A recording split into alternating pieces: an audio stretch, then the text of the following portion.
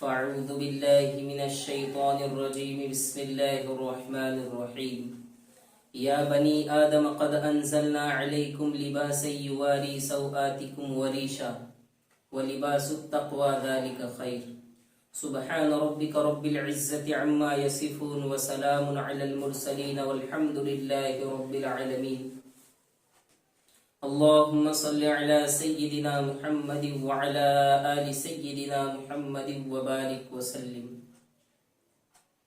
جیسا کہ میں نے پہلے بھی عرض کیا ہے کہ دین اسلام مسلمان کی مکمل رہبری کرتا ہے۔ دین اسلام دین فطرت ہے، اس میں انسان کی فطرت کا پورا لحاظ کیا گیا ہے۔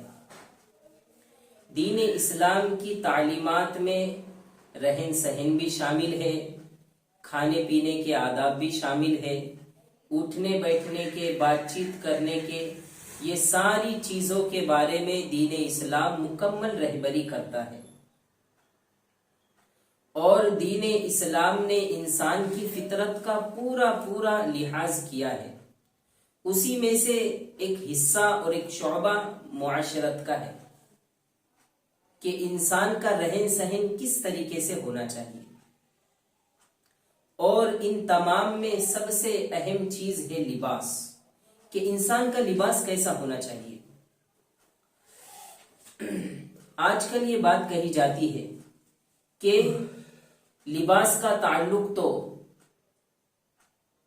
قوم سے اور وطن سے اور ہر زمانے سے ہوتا ہے، تو جب انسان اپنے ماحول کے مطابق اگر لباس پہنے تو شریعت کو بیچ میں نہیں لانا چاہیے۔ تو یاد رکھیں کہ لباس کا معاملہ اتنا آسان نہیں ہے اور لباس کا معاملہ اتنا سادہ نہیں ہے کہ ہم جو چاہے لباس پہن لیں، بلکہ لباس کا اثر ہوتا ہے۔ جس ٹائپ کا لباس انسان پہنتا ہے اس کا اس انسان کے اخلاق پر، سوچ پر، فکر پر اثر ہوا کرتا ہے۔ ایک واقعہ کتاب میں لکھا ہے، حضرت عمر رضی اللہ عنہ ایک مرتبہ مسجد نبوی میں خطبہ دینے کے لیے نکلے۔ تو جب آپ خطبہ دینے کے لیے جا رہے تھے تو آپ نے ایک شاندار جبہ پہنا ہوا تھا، اور وہ شاندار جبہ پہن کر آپ خطبہ دینے کے لیے چلے گئے۔ اور جب آپ خطبے سے فارغ ہو گئے اور جب آپ گھر تشریف لے آئے تو آپ نے اس جبے کو اتار کر رکھ دیا، اس لیے کہ اس جبہ پہننے کی وجہ سے حضرت عمر رضی اللہ عنہ کے دل میں یہ خیال آ رہا تھا، اور حضرت عمر رضی اللہ عنہ کے دل میں تکبر آ رہا تھا۔ تو صرف اتنی سی چیز کی وجہ سے حضرت عمر فاروق رضی اللہ عنہ نے اس جبے کو اتار کر جو ہے وہ رکھ دیا۔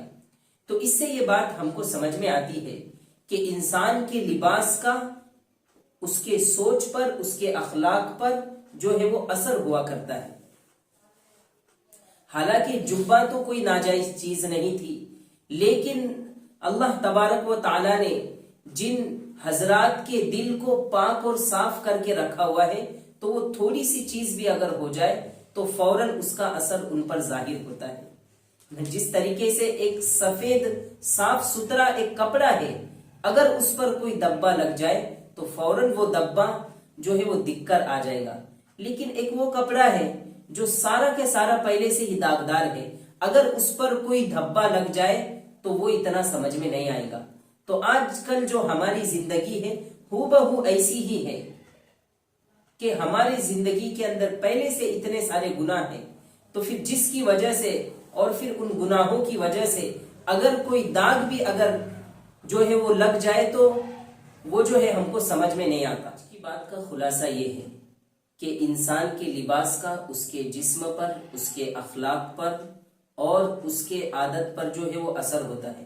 جیسے کہ ہم نے حضرت عمر رضی اللہ عنہ کے قصے سے اس کو سمجھا، تو اب ہم آئندہ بیان میں لباس کے چند اصول کو بیان کریں گے انشاءاللہ۔ اللہ تعالیٰ سے دعا ہے اللہ تعالیٰ کہیں سنی بات پر سمجھ کر عمل کرنے کی توفیق عطا فرمائے۔ وآخر دعوانا الحمد للہ رب العالمین۔